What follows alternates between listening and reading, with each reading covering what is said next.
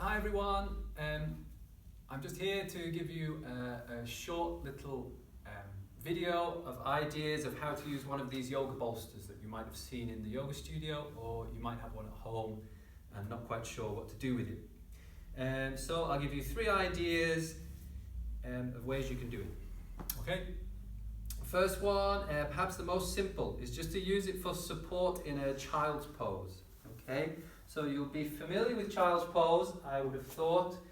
The way you do it is to sit with the knees nice and wide, the bolster in between the legs, and don't rush to come onto the bolster. Try to really elongate the spine on the way in.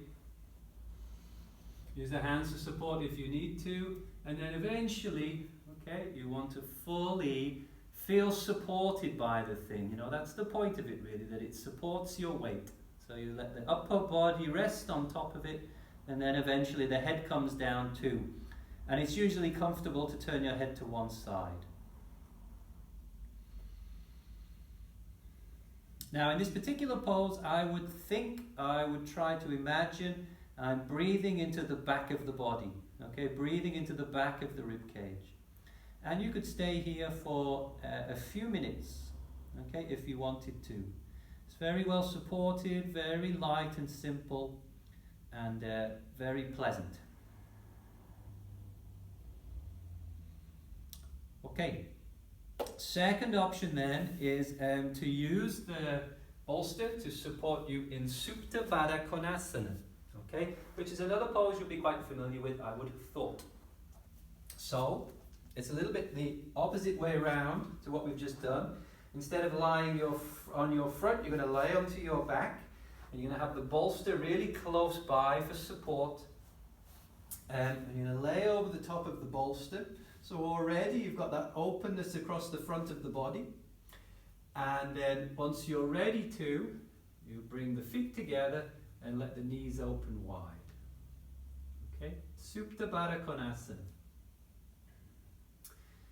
And really this is quite a classic pose that you would find the use of a bolster in a yoga class, primarily in restorative yoga. Okay, so this is a very classic or typical pose you find in a restorative yoga class. And again, stay here for potentially a few minutes at a time. Very well supported, very easy, very gentle. Should be able to breathe quite freely. Okay. Third one then, third simple use of a bolster is to use it to be able to come into a little bit of a twist. Okay, so if you start with one of your hips down, and again you want the bolster to be really wedged in close towards you. Okay, so if your knees are pointing out one way, eventually your head's going to end up pointing out the other, hopefully. Okay, so we're going to try to elongate the spine again, so there's no rush, and you're going to lean over the top of the bolster. Try and keep it close to you as you go. Lean all the way into it. Use the arms for balance on the way in. And then, like I say, ideally, eventually, you turn your head away from the legs. If that's a little bit too much, then you can keep it the same side, that's okay.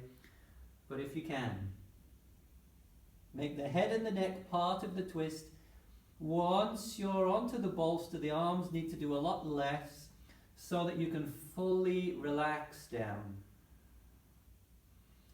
And I'll only show you one side, you know, it's fairly obvious. I think that if you were to do this pose, you'd actually do both sides.